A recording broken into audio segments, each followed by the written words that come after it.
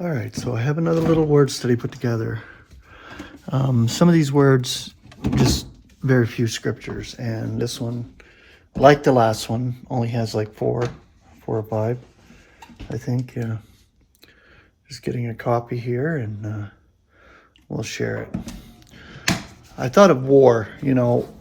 We do not fight like a physical fight when it comes to our warfare. It's spiritual, and it's God's panoply or armor that protects us in battle. And we battle. There are spiritual forces of wickedness that constantly are oppressing us and coming against us.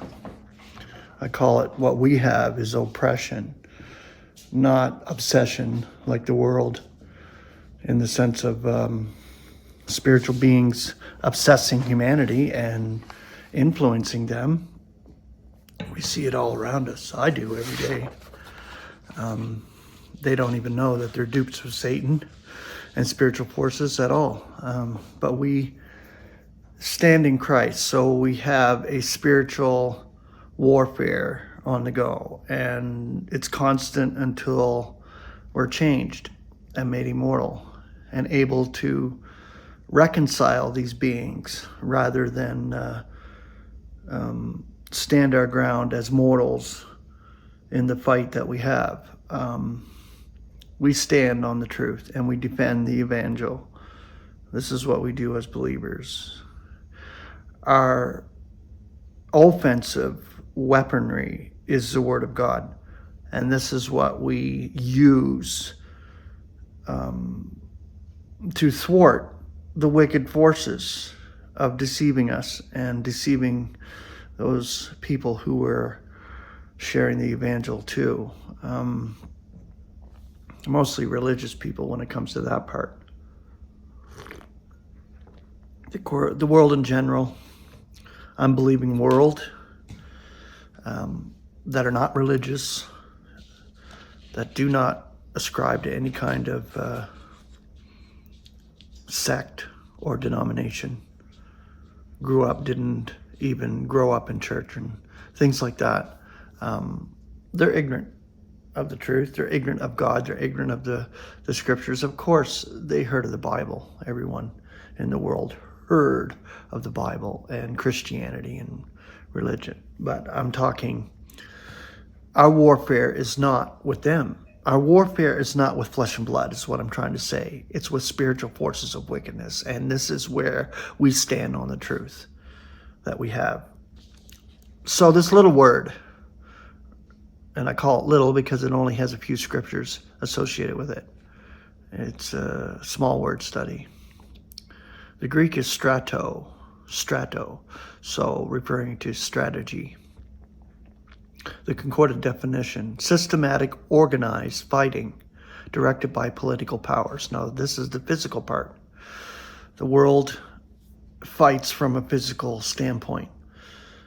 Figuratively, a spiritual conflict, which involves believers, true believers. Not the religious, not Christianity, none of that. They don't even realize what they're influenced by at all. But we do. So our spiritual conflict or war is a spiritual one. Concordant scripture. 1 Corinthians 9:7. Who is warring at any time, supplying his own rations? Who is planting a vineyard and not eating of its fruit? Or who is tending a flock and not eating of the milk of the flock? So the word warring is there. 2 Timothy 2:4. No one is warring. Who is warring is involved in the business of a livelihood, that he should be pleasing the one who enlists him.